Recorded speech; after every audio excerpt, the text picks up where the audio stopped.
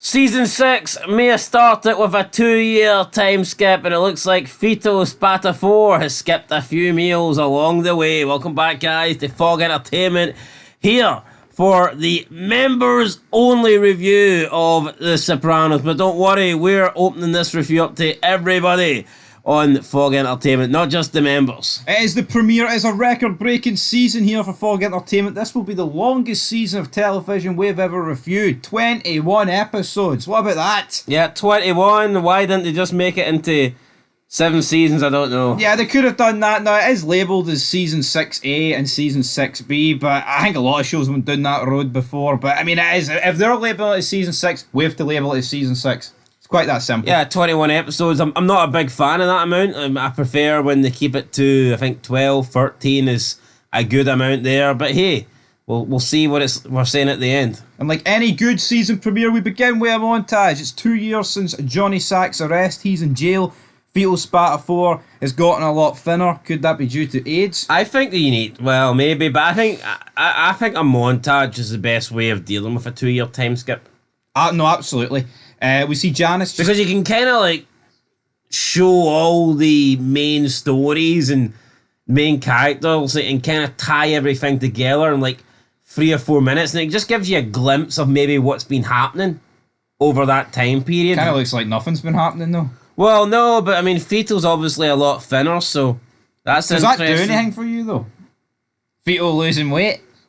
Probably not. No. Tell you what, right? Fetal's got the best arc this season, and I'm looking forward to it. Anyway. Yeah, so, yeah, Fetal's lost weight. Janice has got a daughter with Bobby. Johnny Sack's still inside prison. Meadows still dating Finn, which I was a little bit surprised about. Oh, don't you worry. Finn's about to come in Trump here. Raymond Curtle, he's exercising on a treadmill. We'll see what happens to him soon. AJ Soprano's in college. And then we also have Eugene getting $2 million from his dead aunt, which will have a massive part to play in this episode. We also got a wee shot of Adriana, who's no longer with us, so rest in peace to her. But, the 2-year time skip for me totally takes out the element of Finn potentially dying and getting taken out by Fetal, so I don't know if they're going to drop that, or it just wouldn't make sense. No, I agree, and also, I think the 2-year time skip kind of takes away from the fact that, New York literally just had their boss sent to jail. Yeah, I would have liked to have seen the immediate aftermath of that, but obviously Phil Leotardo, he's acting. Yeah, he's acting, but I'll tell you what though, it doesn't feel like he's acting anymore. It feels like he's actually in charge. He may as well be, because when you're in jail, you're not. I mean, Johnny Sack gives the last thing, I guess. I mean, it would have been good to have seen the transition. No, it would have been, but I tell you what, the transition from Uncle Junior being boss to a decrepit old dementia bat is well and truly underway, because he's in the back garden here. Where's my fucking money? I buried it, and Tony's like, did you whap it? Pushing me along. Junior, yo. Did you whap what? Whap the fucking money. The money. The jacket. Have you got moles too that chewing through our fucking cables?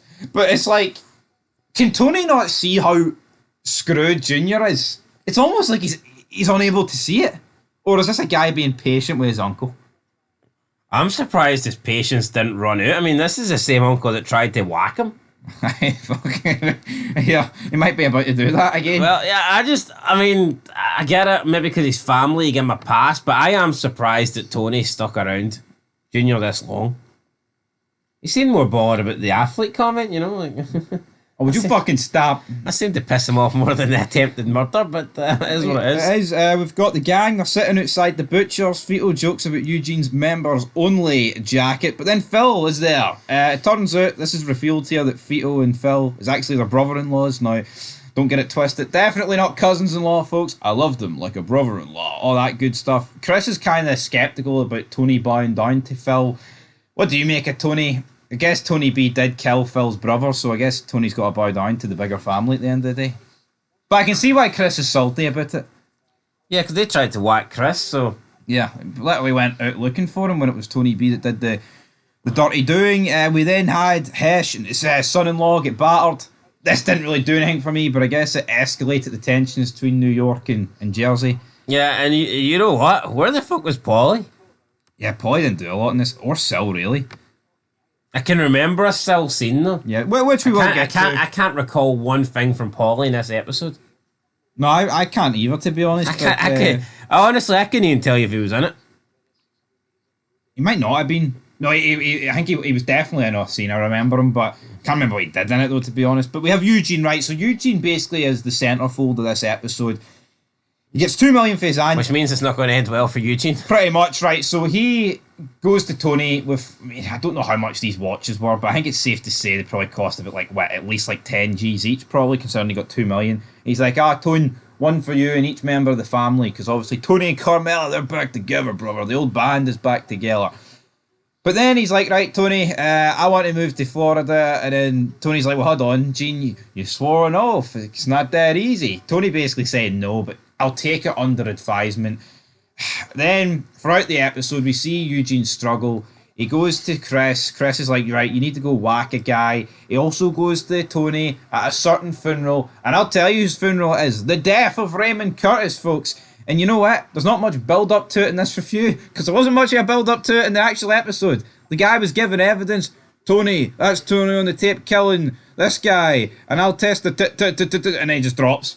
Raymond Curtis, a guy that's been in the show since season 1, dropping quicker than Tony getting out the bath and slipping, man. What was going on here? Yeah, incredible. 4 seasons, pretty much, maybe even 5 of this guy being a rat. You're thinking, what's he going to lead to? When's he going to spill the beans? Who's the one guy that he's going to, basically condemn to prison or whatnot? What's he going to give to the police? What's he going to give to the authorities? And he gives them absolutely nothing. Just takes a heart attack and dies. I mean, really? Did they really need, about, probably 80 odd episodes of build up for this? I mean, come on. No, it was a pretty funny scene because you've got them all. They don't make stand-up guys like him anymore, even though he's a big rat. Yeah, the funeral was great because everyone's putting him over, saying how good of a guy he was. He was great. He was loyal. He was this. He was that.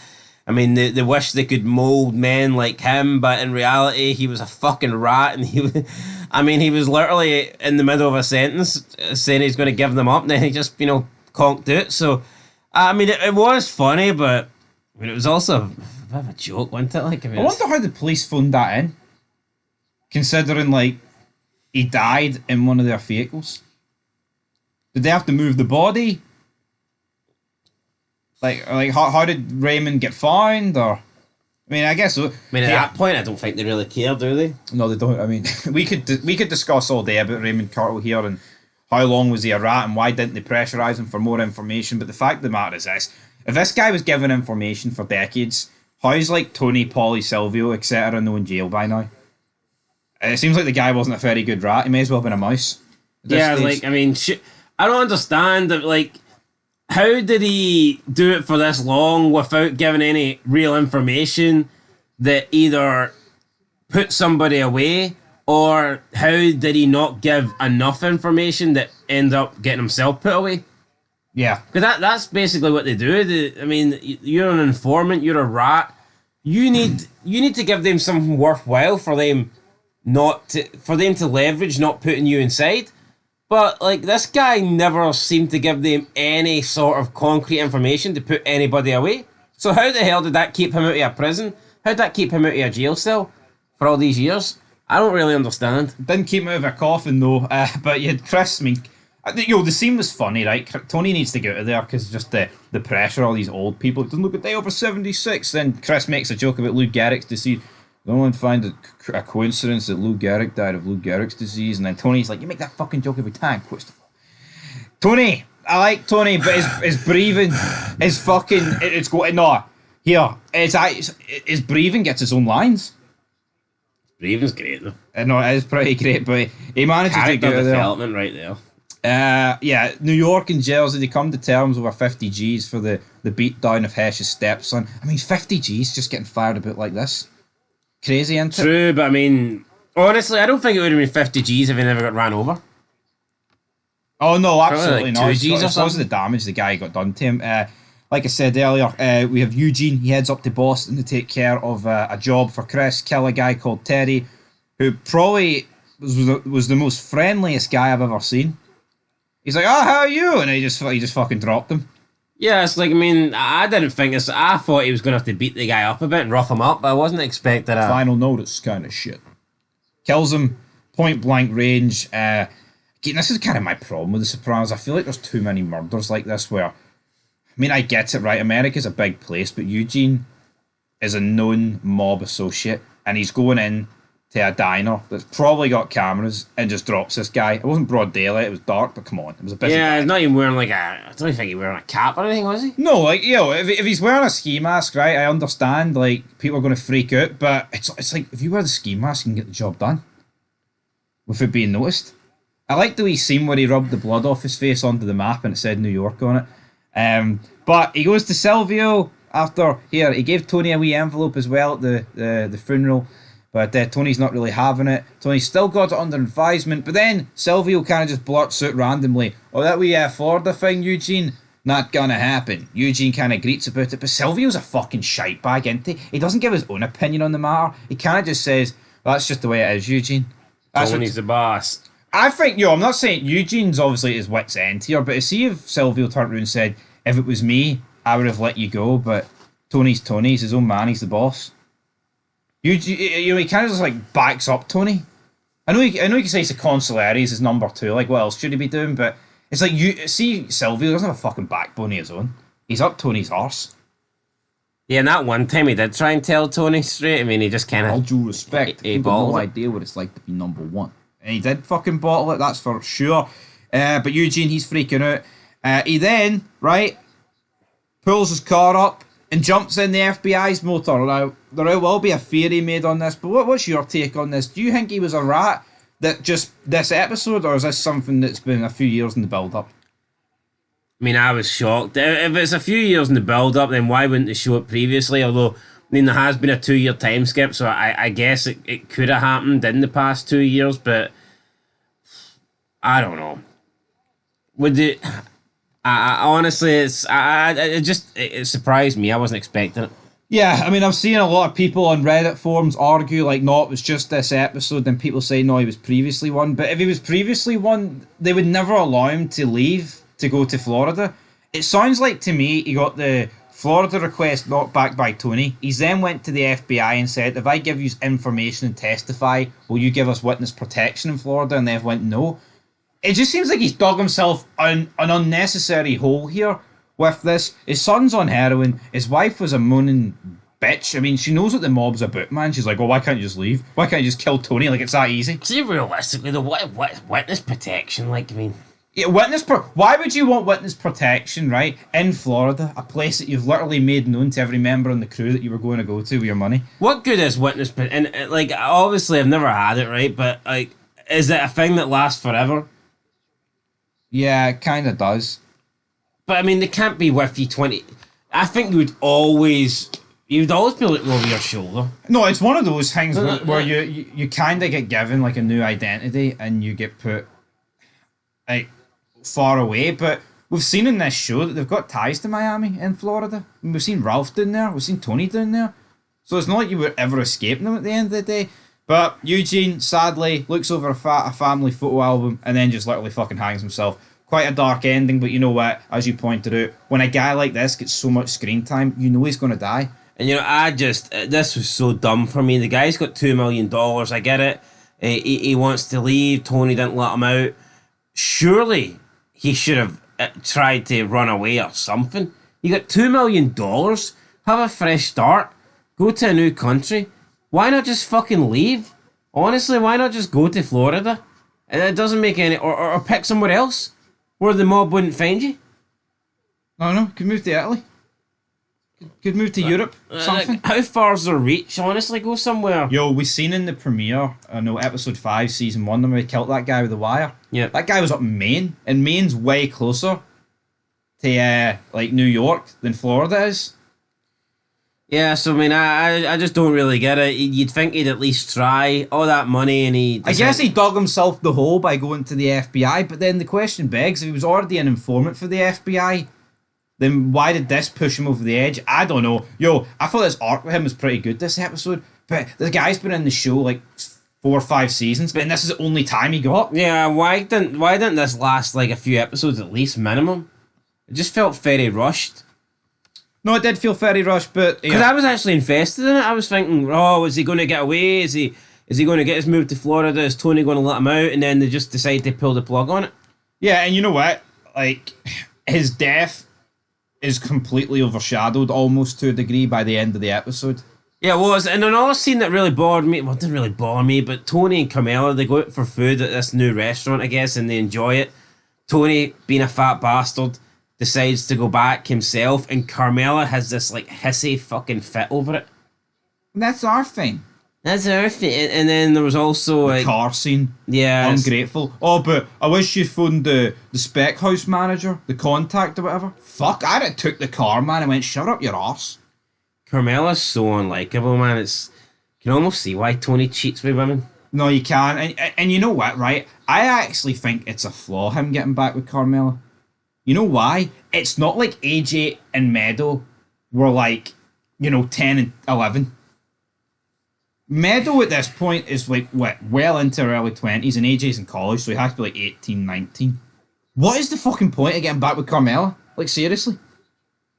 Yeah, I just don't get it. Like, I think Tony seems happier with Carmela now than, like, compared to, like, a couple of seasons ago where he just appeared to be depressed in every scene, but I think that relationship's on the edge. But you know what, man? I'm looking at everyone there. I'm trying to think of all the people in this that have had wives, and none of them really seem happy. If you look at the relationships. Yeah, I mean, when Bobby's wife died, he did cry for about 5 episodes straight. But yeah, well, we didn't really get to see Bobby's wife much, did we? No, we didn't. Did we see her at all? I can't even recall. No, we did see her a few times, but R.I.P. to her. Yeah, but I mean, you look at his new relation, and it's like I don't know. She doesn't strike me. What's Tony's sister called again? Barbara. Oh no, Janice. Janice just doesn't really strike me as this easy person to live with. No, she's an arsehole. Sal, he seemed to have issues with his wife, who we've seen in this episode. But I mean, Carmela again pissed off here that she managed to get her own car off her own business while Tony had to give her the car. You see the spite on her face? Yeah, she was fucking raging pretty much that this woman earned her own car and paid for her own car, whereas she gets hand-me-downs and also... But here, that's the life she chose. She signed up for that. Artie Bucco, he's getting back with his wife. And then the episode ends, guys. May as well get to it. We have Tony having to look after Junior because Janice and Bobby have to fucking go to this preschool thing. The baby's only like 15 months old. And Bobby's like, oh, you know what that stuff's like, Tony? Fitting car seats and going to preschool. And he's like, I didn't do that crap. Which felt pretty funny, like, but... Yeah, so Tony goes to Junior. Junior's like sitting in the dark watching Who Wants to Be a Millionaire. The guy's just, my money. He goes to get the gun. Tony's dancing. He's got the tunes on. He's making pasta. Junior comes down the stairs. He thinks that Tony is Pussy Malanga. And here, for people that don't know, you probably don't remember. If you remember for like season 1, episode 1, remember the guy that he wanted to kill in Artie's restaurant? That's him. So Junior thinks it's this guy. Tony refers to the fact the guy's been dead 6 years. So, yeah, Junior, completely out the blue, shoots Tony, and then after about a 3-minute struggle, Tony manages to crawl, dial 911 before the episode ends as Junior hides in the closet. So, is Tony going to die? Is this a final straw with Uncle June? What's going to happen to him? Thoughts? I think Tony's been very lenient with Uncle Junior. Well, this could push him over the edge. Yeah. Rightfully so. Even if he is mentally snookered. Yeah, I would say so. I mean, when is enough enough? I just can't really think of anybody else that Tony would have let get away with the shit that Junior's done. Like, I am surprised, like, how they buried the hatchet after Junior tried to put the hit on him in season 1. Yeah. I am shocked how they dealt with that. I mean, Tony basically took down all Junior's crew and then was like, Junior, you're alright. I know. I mean, if you flip it like and say Junior wiped out all of Tony's crew, I mean, would he let Tony live? And it's just, or how would Tony feel? It's a bit of a. I think they've wasted Junior personally. Yeah, I mean, he's not even a help anymore. It's just like a hindrance, isn't he?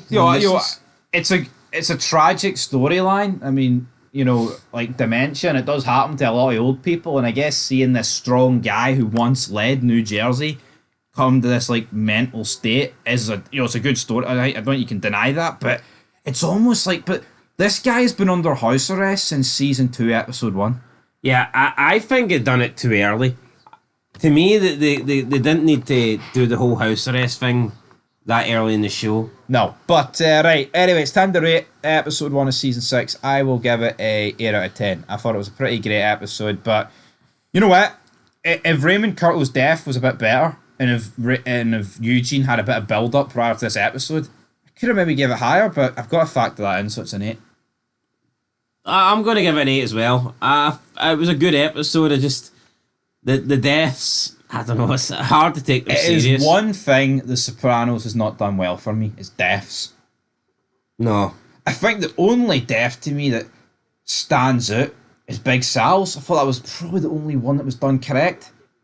Yeah, I think so. I mean, Ralph's was decent, but it was a bit unexpected at the same time and like very rushed in the kitchen over fucking scrambled eggs, but... I think Adriana's was decent as well. Yeah, Adriana, but see for Jackie Aprile walking down the street and Fetal gets the fucking jump on him. 500-pound Fetal sneaks up behind him and shoots him. I mean, come on, damn it. We were trying to kid here, folks. Anyway, 8 out of 10, members only. Will Tony survive? Check out episode 2, review.